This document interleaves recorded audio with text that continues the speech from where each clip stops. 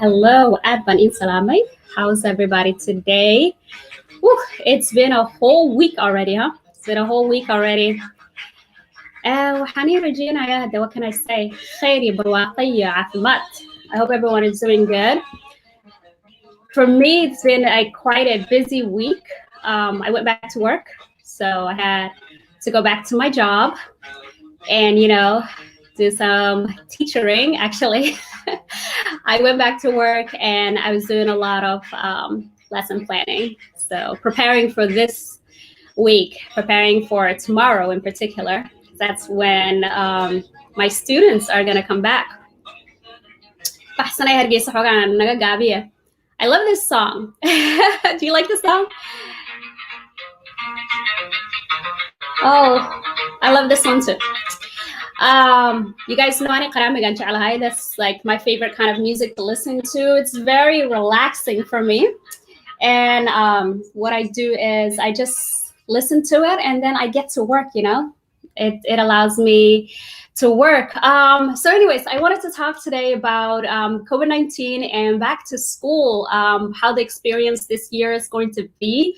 It's going to be difficult and it's going to be different. I guess I shouldn't say difficult. It's going to be different. And, I guess some people might translate that as difficult, but I do think it's a matter of like framing our thinking, right? So reframing our thinking from difficult to different. Some things that are going to be different, obviously, is that the students are not going to be physically in the classroom. I'm a school teacher, so that is obviously going to be very different for me. Tomorrow would typically be like a really exciting time for me. My students would be coming into my classroom and, I will be meeting them face to face for the first time. And back to school first day is just, a highlight really of my career. And it's something that I really enjoy. So it's going to be different. I'm going to be meeting my students tomorrow like this. I'm going to be meeting them virtually. And it's going to be different, right? You're not going to have like that same flow of energy. We're going to have to get used to like the online forum, right? We're going to have to get used to doing things online. The good thing is that, a lot of our students, a lot of the young people are kind of tech savvy and they receive a lot of information online already. And they do a lot of like learning online in terms of like the social media that they access. And I know some parents and some teachers are kind of like against social media because there could be like misrepresentation of things on there. I get that, but this is this is I'm sorry, I laughed because Hogan Hoyidi says something hilarious. But I completely lost my train of thought because I momentarily looked at the comments. I should not have done that. But anyways, it's they're used to being online. They're used to receiving information online. Our concern as parents and teachers is just a misrepresentation of things and obviously fake news, right? So some of the things that we are going to have to teach as parents and as teachers is some critical thinking, right? Critical reading, making sure that, just because it's on the internet, that it doesn't mean that it's true, and making sure that our students are always, and our children are always critically thinking about the information that they're receiving. Is it true? Who does this benefit? Who is left out of this narrative? So some of the things that we teach is critical thinking, right? So we can't stop them from accessing the internet. We can't stop them from accessing social media. The more that we try to, control them in that sense, the more that they rebel, right? And that's just it. A lot of times, especially at adolescence age, that's just kind of what it is. So what we can do is give them the tools to figure out which information is correct and which information is incorrect.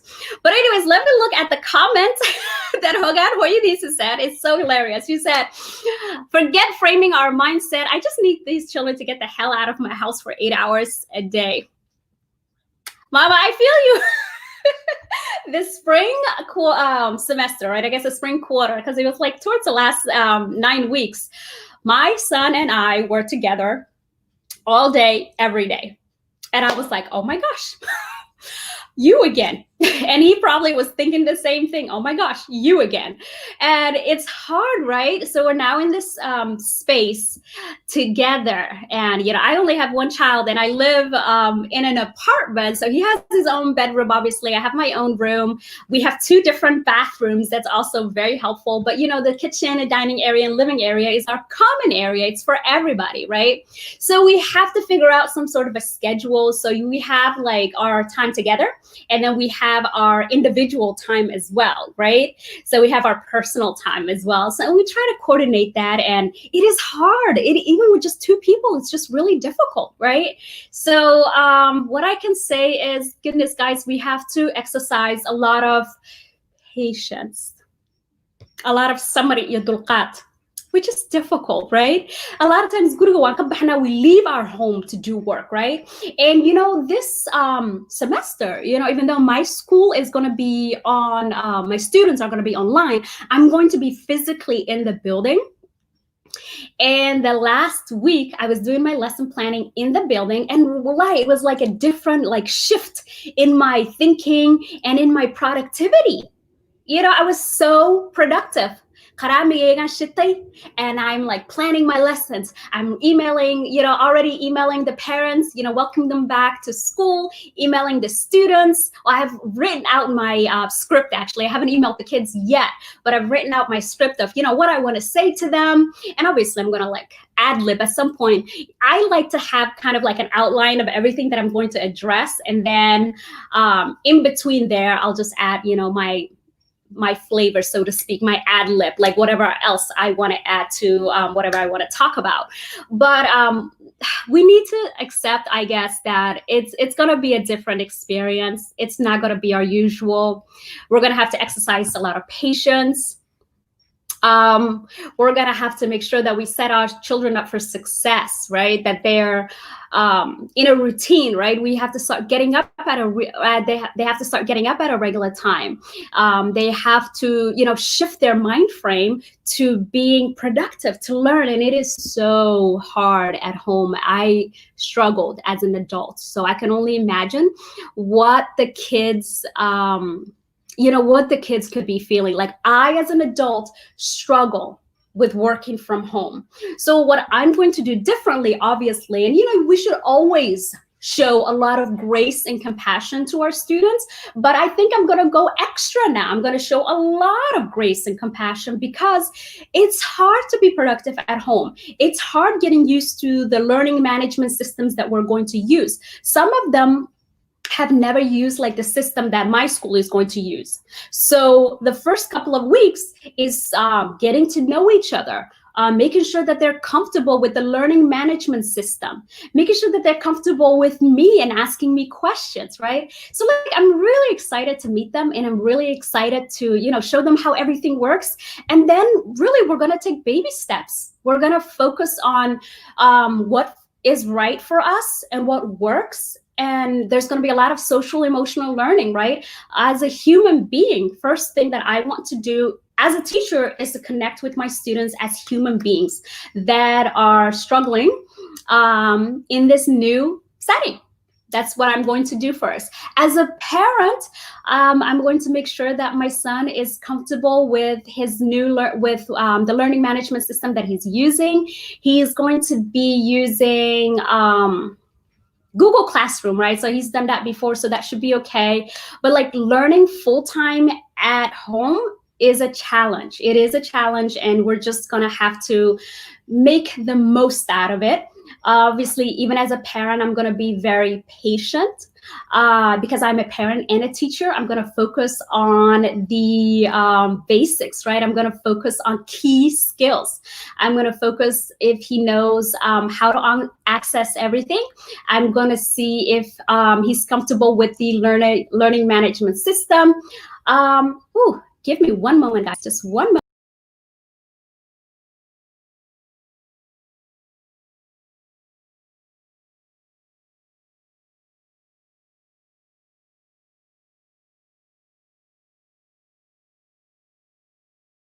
I am back. I really apologize for that real quick delay. But as a parent, I'm going to be very patient. I'm going to be very patient. I'm going to focus on key skills. So one of the things that I wanted to talk to parents about is that, one, we're going to accept that this is different. Two, we're going to be very patient with our kids. We're going to try to meet them where they are. We're going to focus on key skills, right? The reading, the writing, the arithmetic, the critical thinking, right? And we're going to make sure that they know where to get help. So it's it is okay. We're going to make it. Hogan Hoyidi said, if I went to school during 9/11, then these kids can go back to school during coronavirus. Ooh. Elaborate a little bit on that. Is it because you felt targeted as a Muslim student? Is that, the angle there?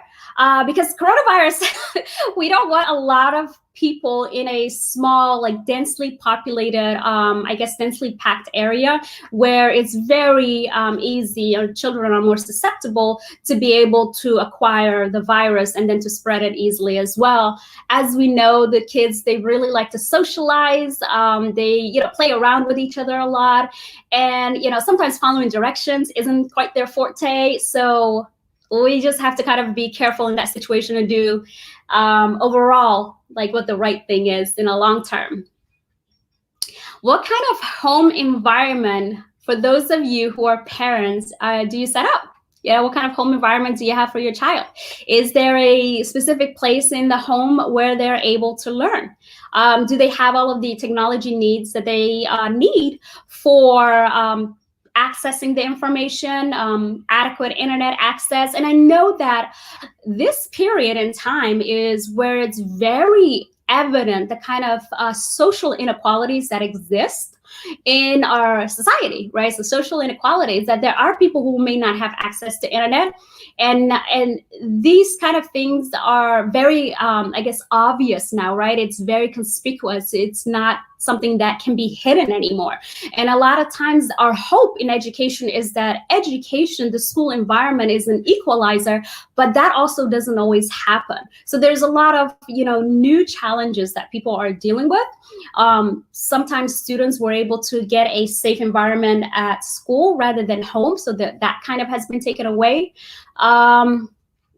Students receive a lot of support at school from their peers, from their teachers, from the other familiar faces that they see, the bus driver, the cafeteria, lunch ladies and gents. So it's a whole different environment for them now. So and change and uncertainty is certainly very scary. So I as a teacher personally, have to be very cognizant of that for my students. I have to think that, hey, this is really trying time.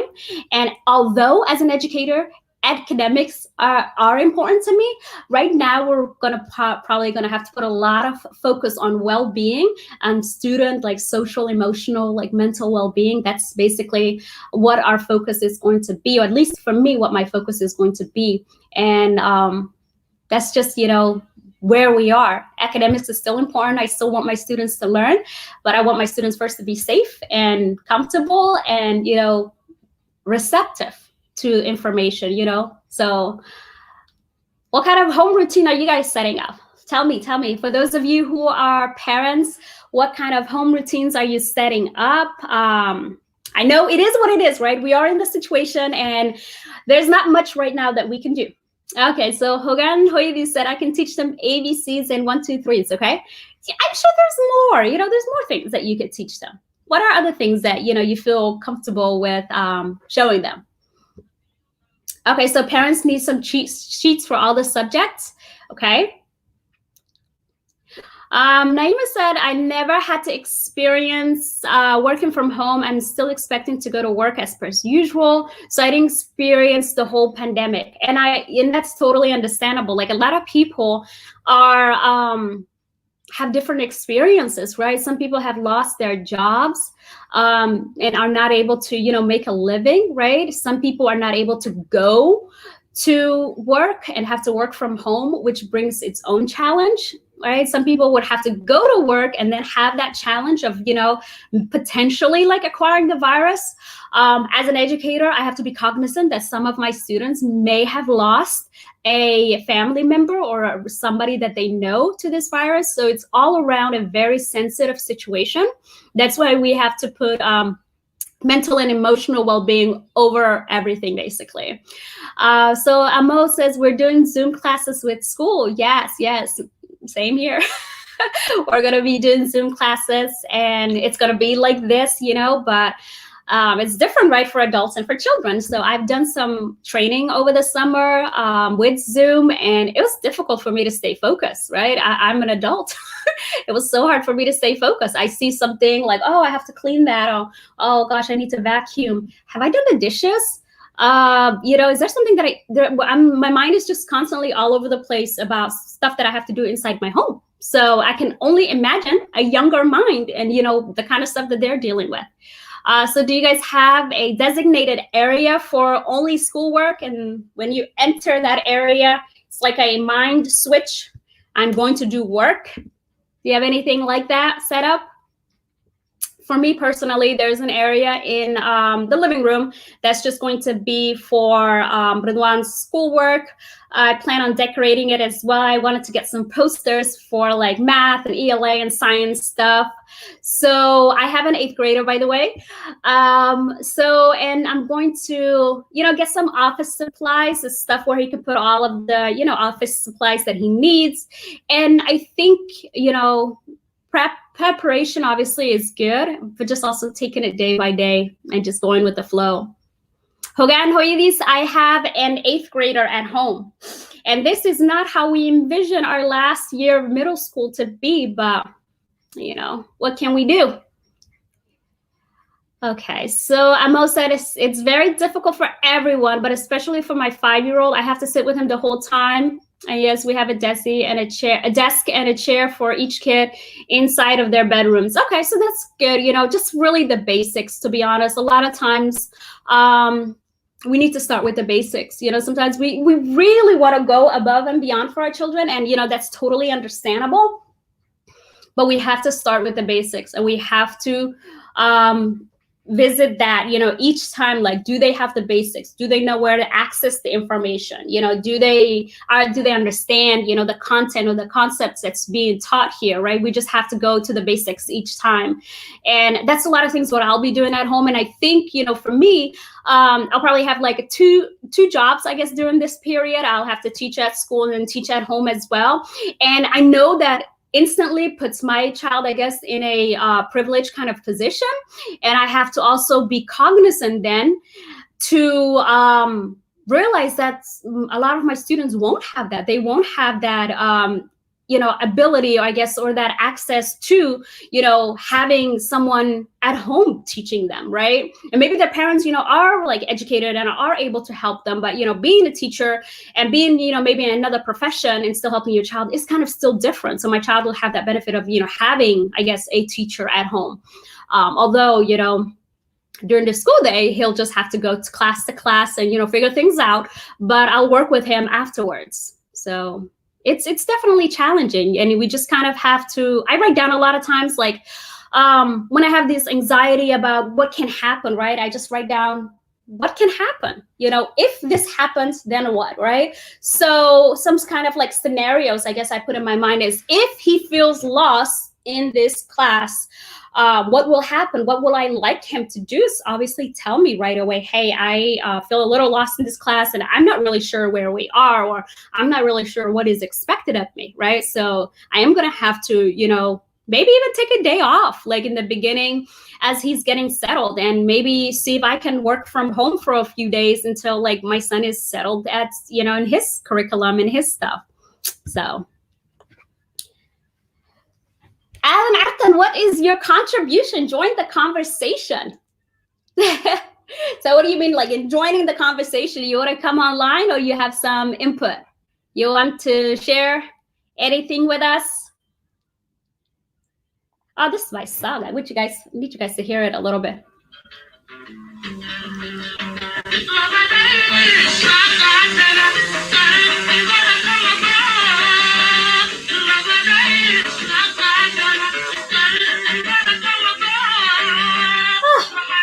You guys, I love like old school Somali songs. That was like our little interlude, like little, what do you call it?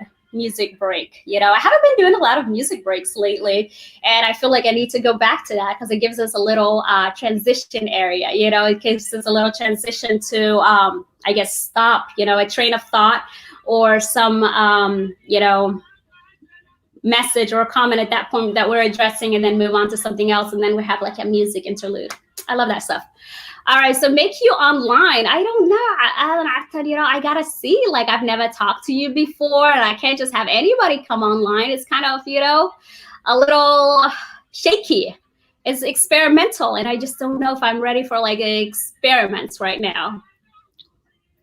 So, tell me what you would like to say here, right?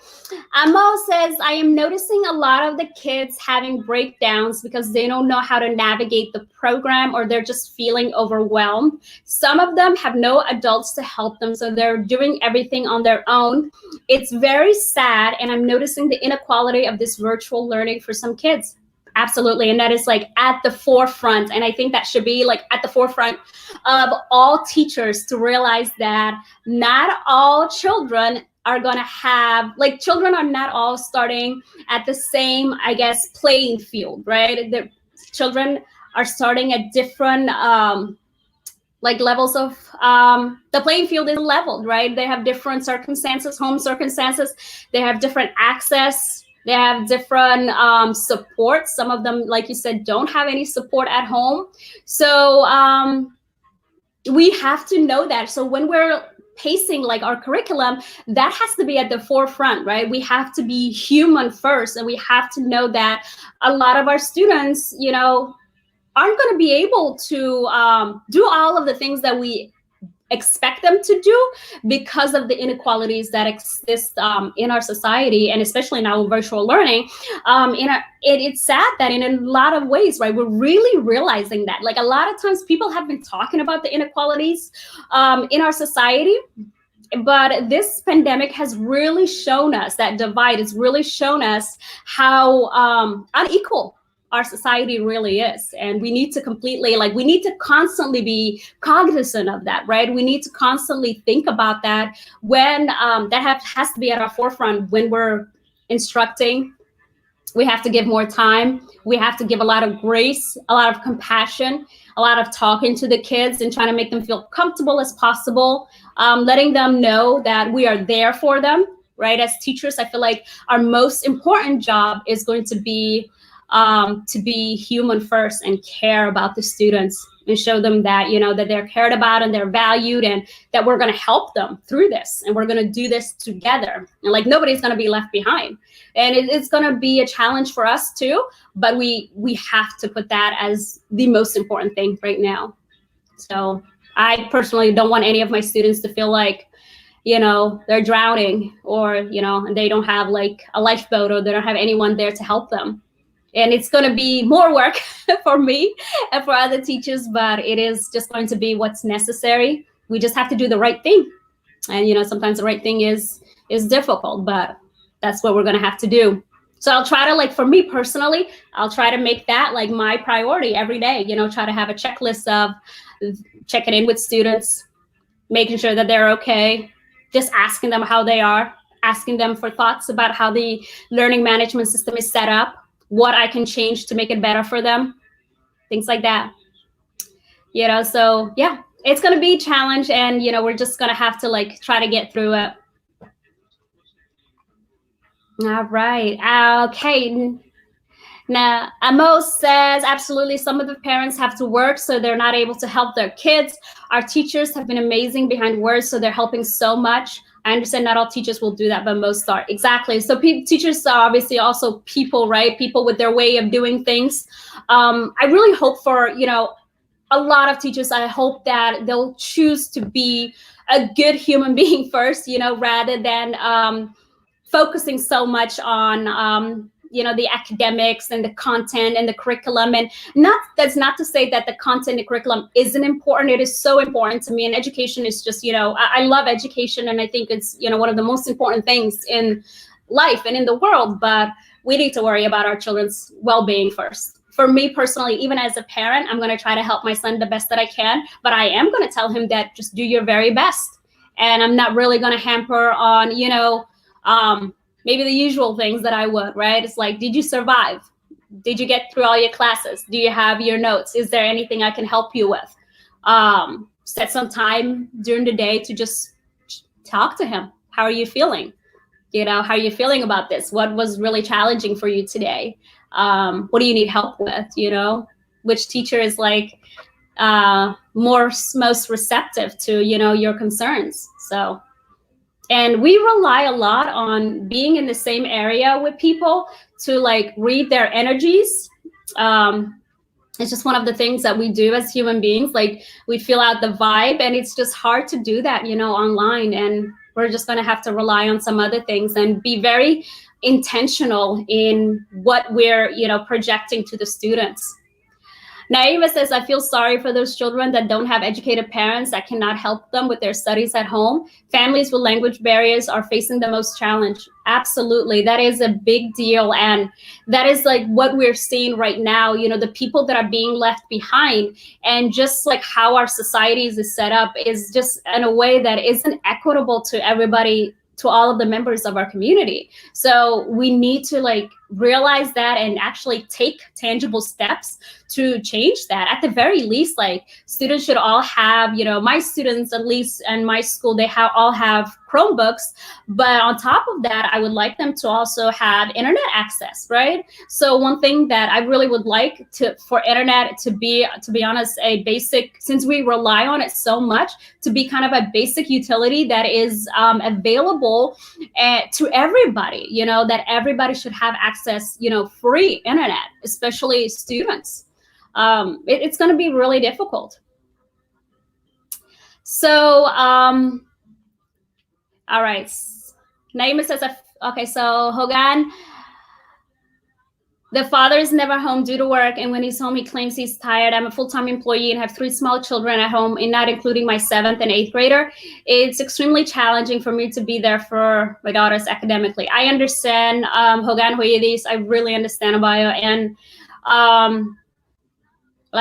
we just got to figure out what is possible for us to do, right? A lot of times I get overwhelmed, too, and I think we all do as human beings with all of the things that we need to do. Sometimes it's good to break it down into what can I control right now? What can I do? And what can I not do? Let's also, even though we know these inequalities exist, let's also know that our students, a lot of times, they're very smart, our children, they are people who know stuff too. So also know that a lot of times the kids, they're capable too. So you can ask them like, hey, what do you need from me? What can I help you with?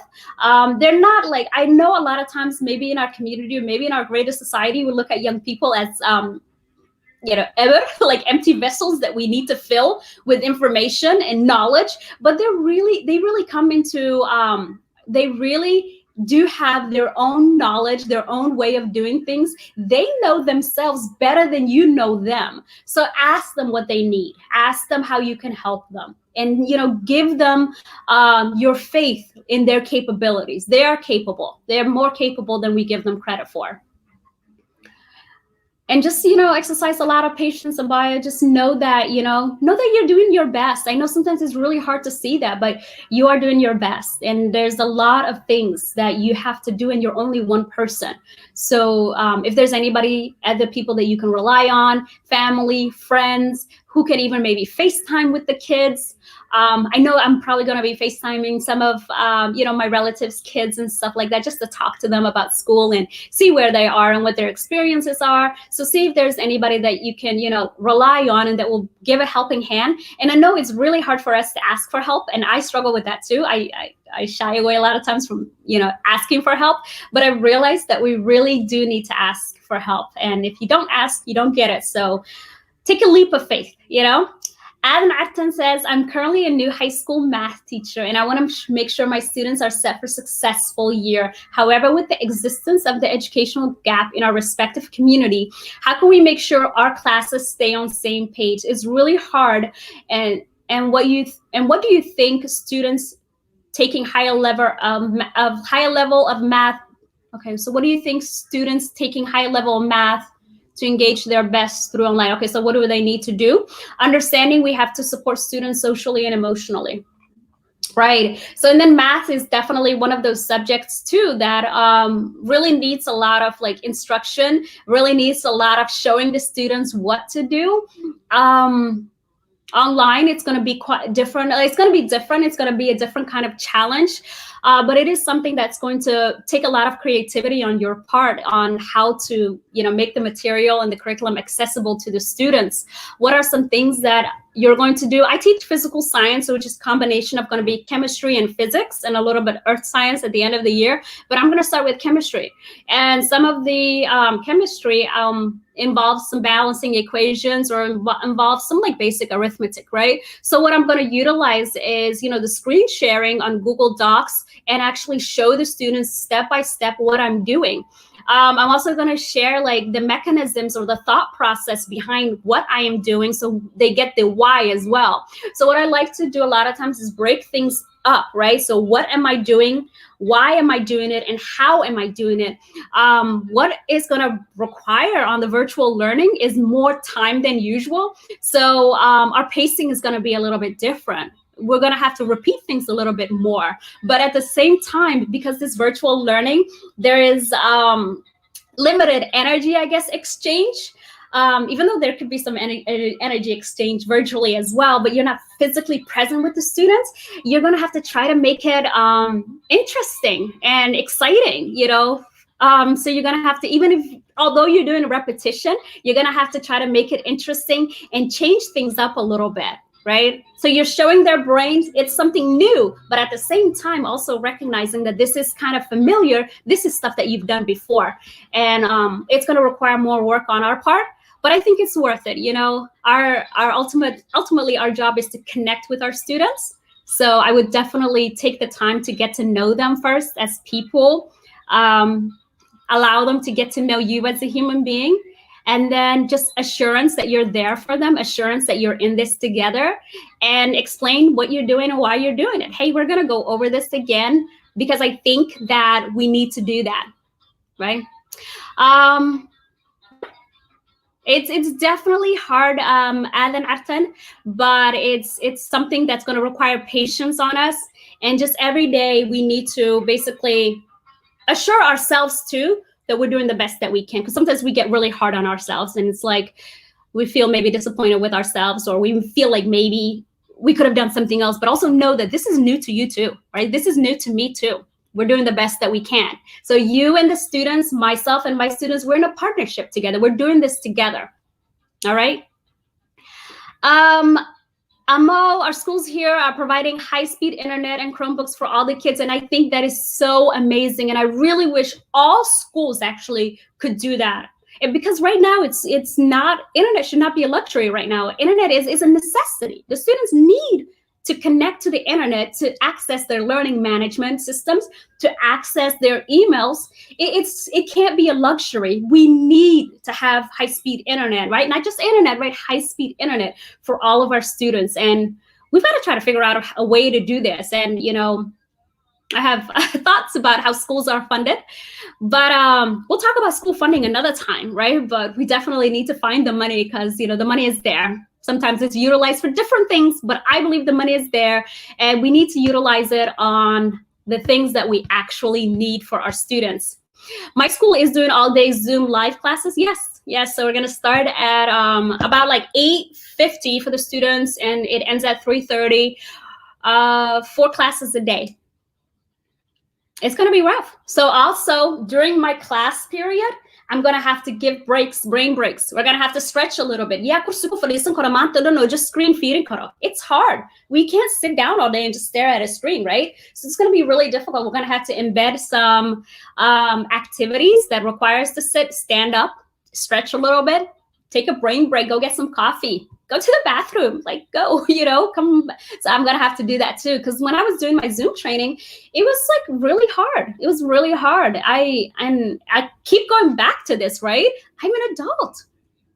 Imagine how it is for young people, So they're a lot more antsy than we are, even though some of us could be pretty antsy as well, but it's just their age. They're used to moving around. They're used, even like in school, sitting down is difficult, right? And you have a teacher there who's moving around and checking on you and switching things up in terms of activity. Imagine just having to sit down at a desk and stare at a screen.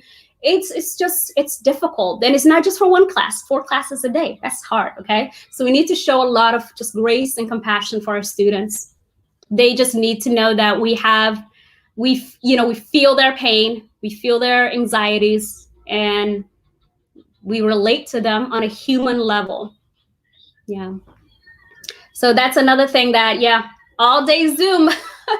The first couple of weeks is just going to be a struggle, but I believe that I'm going to embed some breaks in there.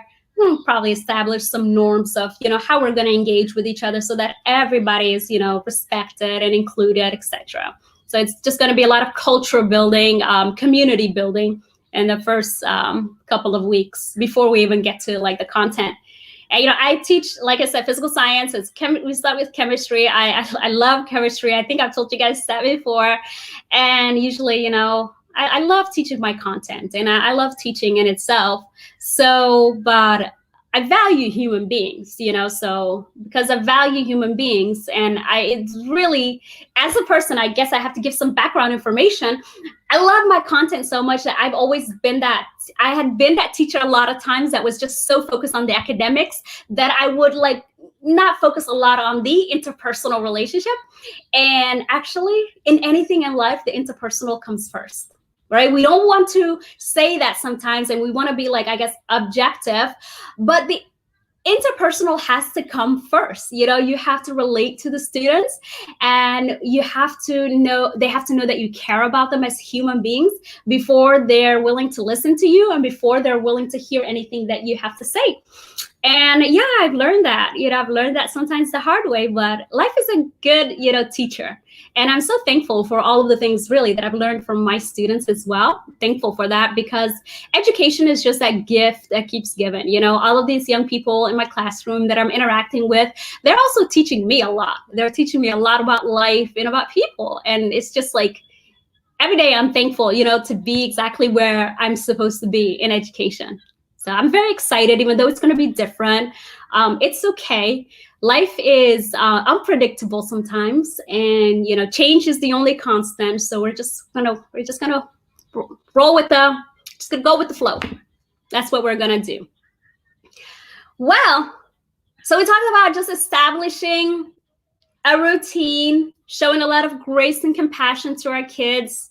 Letting them know that we know that this is different. We know that this isn't the usual back to school that we're used to. This isn't our normal experience. We're going to do this together. We're going to get through it, for our students, like if you are a teacher like myself, and also for our children, we're going to get through this together. And what I'm going to do with my child is, debrief, excuse me, I think I'm coming down with not the COVID, allergies. I was just going to let them know that we're there for them, and I'm going to debrief, every day with my students as well, and with my son, and what went well and what could have gone better, and, what kind of goals can we set for tomorrow. Just establish some goals together, and just going to have to take it day by day, really. Plan ahead some way so that you know where you're going, but also be flexible. Take it day by day. And it's really hard because if you're like me, you like to plan things ahead and know everything that's coming, but sometimes life just throws you a curveball. It's like, you thought this is what I have for you now. And you're like, this was not in my plan list. This was not on the agenda. Like, what are you doing? But let's be flexible and let's try to be understanding and let's just go with the flow. Anyways, what kind of questions do you have for me as a teacher for going back to school this year? So what kind of questions do you have?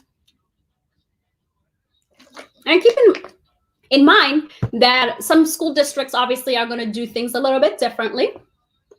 And that is, understandable that different places are going to do different things depending on, their people and what has worked for them and what is going to work for them.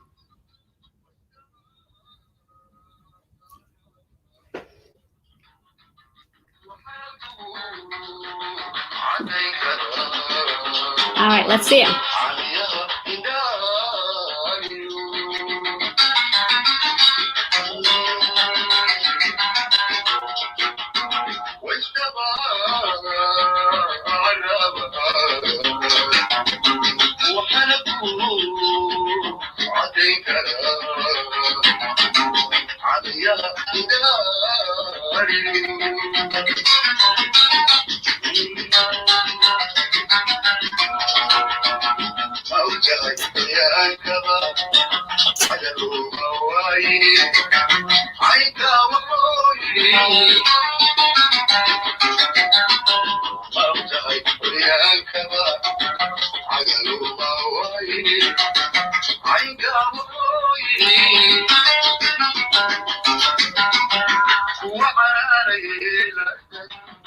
So, and what exactly, what kind of things are you going to be doing like differently this year, given the circumstances? So what are some things that you're going to do differently, given the circumstances?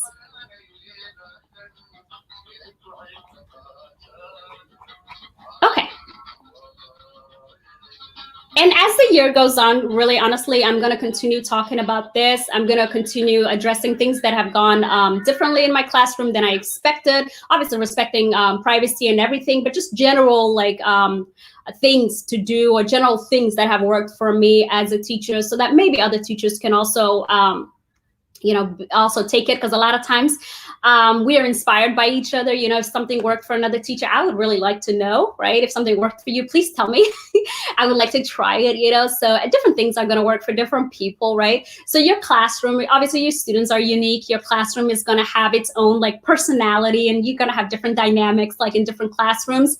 And that is also, one of the exciting parts of teaching is that, you have all these different brains connecting and sharing ideas. So it's great, and I miss my students. I miss being in a classroom full of students. Like last week, I was in my classroom and I was like, oh my gosh, this is sad. I'm not going to have new faces in here, so I made peace with it, or I'm working on making peace with it. It's like, this is what we have. Okay. So I talk to myself. I'm like, this is what we got. Okay. We're going to do fine. We're going to be okay. Everything's going to be fine. All right. So anyways, we're going to continue talking about back to school, right? Because, you're going to hear a lot from me about my experiences, right? Inshallah, I'm going to do the weekly every week on Sunday. I hope that I'm going to be able to keep up with it. It is my plan because really, it's good for me. I like interacting with people, and I like, sharing ideas, and you guys are giving me a lot of things to think about. So thank you very much for those of you who are participating. I really appreciate it. Amo, Haitari, maybe consider not giving the kids homework first week and just teach them how to use the system your school is using. I think that will help them. Absolutely. I'm not giving homework the first week. What I'll do probably is just getting to know you. So, who are you basically? What's your, favorite food, stuff like that. It gives you information about what a person's personality is, but nothing like real homework, So no, we already have a lot on our plates. And after school, to be honest, especially this first week, I just want my students to just kind of decompress from being online all day, right? So I have to understand this is a human being and they're in front of, the screen, sitting down somewhere for a whole day. They're going to be tired, they're going to just want to relax and not have to face the screen anymore for the remainder of the day. So we're going to just work on getting used to the system, like you said, and just establishing rapport, establishing community, classroom culture for the first week. All right. So, like I said, I think we'll continue talking about this, right? So, I don't know if some of you guys were like on my page earlier today when I was talking about some of the things like in our community, my personal journey, right? And I think sometimes I think this will take a lot of time. So, it's just something that I'm really going to touch on very briefly. And maybe another time I'll have like a weekly session about it and I'll talk about, just kind of where I'm coming from. One of the things that I addressed today was just that shame culture, or that expectation that you're supposed to feel shame for your journey or your past, and that if you have made certain mistakes or have done certain things in your life, that you're not a worthy human being anymore, and that you're not worthy of being invested in or being seen as a contributing member of your society. And I never shy away from my experience. I never shy away from, my life, my past, and where I've been. It has actually been for me the best way that I can connect to other people. And when people see that you are a real person who's had some experiences, they feel more comfortable and they are able to share their life experiences with you as well. I have the understanding that nobody's really coming from a perfect place, and that we're all, just trudging along this life and doing the best that we can. With that being said, I know that in my experience as a Somali, a lot of times, I'm expected to not talk about certain things, especially as a girl, as a woman, right? I'm not expected to talk about certain things, but I just feel like that is just an inauthentic way of living. And if something in your soul is like wanting you to talk about something and to address a social issue in your society, and you have a personal story to tell about it, I urge you and obviously encourage you to do so without any, fear of that shame factor. Shame is one of these things that is very debilitating. It's like a chain, and it prevents you from moving on. It prevents you from doing important work in your life and in your community. It, basically puts you in just this box of this is like the limits of your existence. And there are no limits to your existence. Your existence is limitless, right? So for me to make that comparison, like I said, 19 years old, like pregnant, I was not married, to like today, I'm a high school science teacher. I have, raised my child. My child is very well-adjusted, happy young man, and I'm so proud of him. Like, that's a journey, right? And there's a lot of life lessons in that journey that I could share with people and that I continue sharing with people. And there is, for me, absolutely like no shame attached to that, because I've had to do a lot of soul searching. I've had to do a lot of unlearning about the things that I've been taught about myself. I've been taught about being a woman, right? This thing that I've been taught about my personal circumstances, right? That I ought to be ashamed, or that I should hide myself, that I shouldn't talk about these openly because people will use it against me. And when you think about it realistically, people will use it against you. How so? What are they going to do but talk, right? Waswahili wamesema, watu wataongea na usiku watalala. People will talk, and at night they will sleep. Whether you're doing good or bad, either way, people are going to talk, right? So that's something that you can't control. And the biggest lesson for me in life is, I remember one manager that I had. I was like 23, I'm just very innocent. I'm a, people pleaser, and I consider myself a nice person. It's like, why don't people like me? I'm a nice person. I would take it so personal if somebody didn't like me, because I was like, there's nothing to not like about me. Like, I'm a nice person. Youth sometimes comes with like some certain naivete, right? But anyways, he told me, he was like, Farah, there are certain people in life that no matter what you do, you will never please them and they will never like you. So just stop. Don't try to make people like you. Just be yourself. And I think that is like probably the most important lesson that have ever been taught, or one of the most important lessons that have ever been taught in my life. Just be yourself. Some people will like you, some won't, and that's just life. That's just life, It just is what it is. And there's little that we can control, that our energy and time is best spent on the things that we can't control. So what can I control, right? I can control my attitude about things, control the words that I speak, obviously, the people that I associate with or not associate with, the time that I spend on what I enjoy doing, what I enjoy learning about. There's very little really outside of things that I can do or cannot do that I can control. A lot of things outside of life we really can't control. So a lot of things in our life, I guess, in life or outside of our immediate actions, we really can't control. So basically that was the message today with like the multiple posts that I made. And I think at some point somebody had messaged me and asked me like, "Hey, are you okay today?" And I was like, "Yeah, I'm okay. Like, I'm fine, right?" My cousin had talked to me about like we were talking about like graduate school, and I was thinking about like, okay, what's next? Like, I'm in education. Do I want to do an ed.d. or do I want to do a PhD? Like, what's next for me, right? And she's like, you can always go back to school like after once in college, like, like you've made it. Sometimes I wonder if you realize that. And I thought to myself, wow, like, did I make it? So it made me think about basically the journey of my life. And I thought to myself, well, maybe I have made it. Maybe my mind hasn't like disconnected from that constant like struggle, that constant like going, being on autopilot.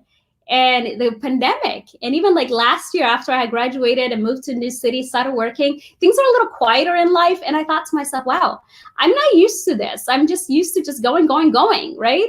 So there's just sometimes we do make a certain, I guess, quality, like for this example, struggle, our identity, and it just runs with us. And we always have to be doing something. We always have to be, I guess, proving ourselves, right? And maybe I thought to myself, I also succumbed to that. So she's giving me like a lot of things to reflect on. So like I'm looking at like the broader picture, I guess, of my life. And I thought to myself, the way that I live, sometimes people expect you to shrink and just not live your best authentic self. And it suits them that you hide away, and it suits them that you feel shame. But it's like, I don't feel shame. I'm like, wow, I look at my journey and I'm like, girl, you did that. Like, that was incredible. So there's just that, right? So my, I guess, contribution, right, is always live your life and strive for your own authenticity. And there's nothing really that you can do to disprove, I guess, what other people think about you, nor should it matter to you, because that's just energy not well spent.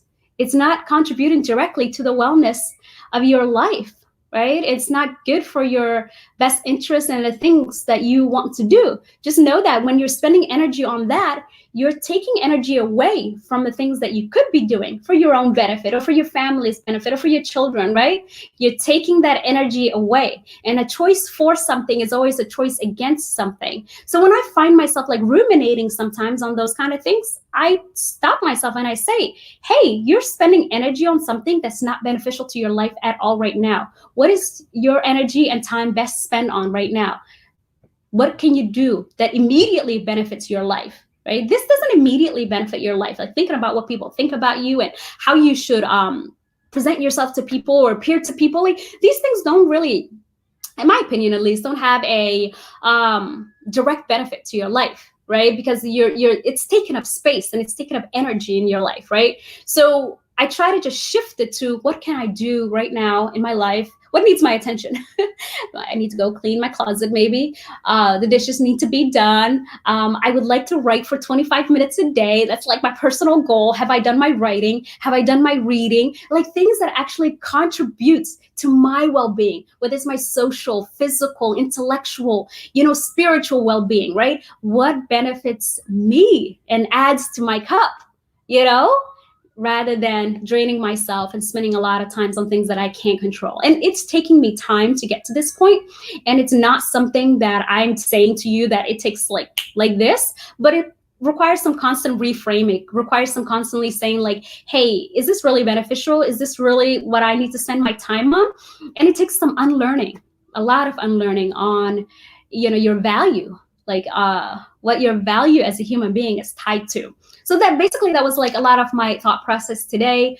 Probably gonna continue writing about it, but overall, like I'm okay. Like I am okay, and I think I'm doing good. Alhamdulillah. There's a lot of things in my life that are going right, and for all intents and purposes, right? I made it. I guess I'm still saying made it because it's just a comparison from before to after, right? So, but I still have a dream. I still have like somewhere else that I would like to reach, more milestones, more things that I would like to do. So yeah, I'm not quite just satisfied, I guess, here. So I need to do more. But I also am wary of destination happiness. I'm also wary of that of I'll be happy when I get this degree, or I'll be happy when, like, there's things that I want to do, right? I do want to get another degree. I do want to write a book, right? I'm working on one right now. I do want to complete it. But life right now has meaning too, right? I'm happy right now too. Like there's days I wake up and I look just around me, and especially my son is just a great reminder. And I look at him and I'm like, wow, we've made it. We're okay, right? We're doing good. And life is beautiful. So, and I need that kind of like reminder. Sometimes I just have I called a gratitude moment, where I write down all the beautiful things, in my life. And they fill a book, they fill like a page or two. They probably could fit a book. So alhamdulillah for that. I'm probably going to say a lot more about that like in the future.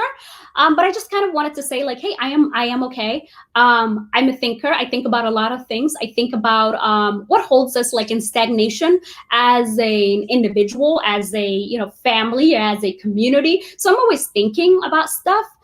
So those, and I link to my personal experiences. I imagine that other people probably have thoughts the same. Obviously people have thoughts, right? But have similar thoughts. And I think, and one of the greatest things I think, other than realizing that you can spend your energy on getting people to like you, one of the greatest other things that happened to me is just really seeing human beings as neither good or bad. I just see human beings as neither good or bad, to be honest. I see that sometimes we make more good choices than bad, and sometimes we make more bad choices than good. And that's just, not seeing people in that very like limited frame has allowed me to relate to other human beings more, and has really allowed me to form like, kinship really with other human beings. So yeah, life is a journey, and this growth is like, it's continuous and it's every day, and it doesn't stop until I guess we're dead, so every day is a learning moment. And I love that about life. I really do. Mo, wait, Adam Atta said, sometimes we lack the ability to cultivate a growth mindset and value a person as a whole. Absolutely. We really do, right? We look at people's individual actions and we say, you're bad. We don't know the before or the after, We like to leave people in a specific place in time and reduce them entirely to that moment. And I never try to divorce like who I am today with really who I was before, because all of those like experiences has made me who I am today. And so I can't do that. I can't completely reject, obviously, that young woman, that I was and that was in that situation, right? And I'll tell you guys more about it, inshallah, in the future. But I can never do that. And also because I also now am in a position where I meet a lot of young women in that position, and I'm able to kind of talk to them and say like, hey, life goes on, you are not going to stay in this place, right? You can do something about it, right? And who you are, your value, is inherent as a human being, right? What you want to do with your life, a lot of times is in your attitude and your incentive, really, your ability to really like work hard and see that value in yourself. I think something that's really debilitating is when we internalize what other people think about us and we lose our sense of self-value, then we don't find it worthy to invest in ourselves. So don't lose that. And thankfully, I'm in that position now to give those kind of encouraging words to someone else who is in a position that I used to be in. And that's why I can never divorce myself from the person I used to be, or not talk about my entire journey. It's like all of those experiences matter. They made me who I am. And I will never like turn my back on that. Never. It's like a package deal there.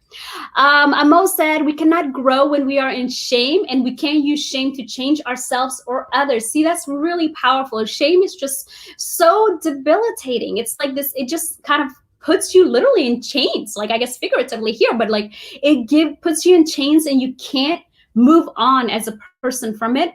And you certainly can compel other people to change by utilizing shame. And it's something that I've also had to unlearn, like personally, and also in my interactions with other people, as a parent, as a teacher, as just an individual, or as a friend or a sibling, right? I've had to change that mindset personally too, and I've had to outgrow that, and look at people differently, look at people, like I said, as neither good nor bad, and connecting with people like on a real human level. Anyways, guys, it's been a whole hour, okay? And I could probably talk about this all day, but I don't want you guys to get bored with me. Inshallah, we'll continue this conversation another time, right? This is an ongoing process, and really want to thank you for your time, for being here with me today. I really, really appreciate it. And we'll see each other again on Sunday, next Sunday, inshallah. And this, like, our conversation always, adds so much to my life that I just can't even, even though work is starting tomorrow, inshallah, I will continue this conversation, and inshallah, I will bring other people to discuss various things with us, because multiple perspectives add, to our knowledge, the multiple perspectives. And that's another reason I love teaching, is I have all of these different perspectives, sharing their lives, and their time with me. And it's such an honor and privilege. Anyways, thank you for your time. I really appreciate you being here. Till next time, Hade. We'll see each other next week. If you have any ideas for me, things that you would like me to address, let me know. If you'd like to come on the show and discuss your work and the things that you're passionate about, let me know. Either send me a message on Gun7, or my email is also on the page. So let me know. All right, ma'asalam. See you guys next time.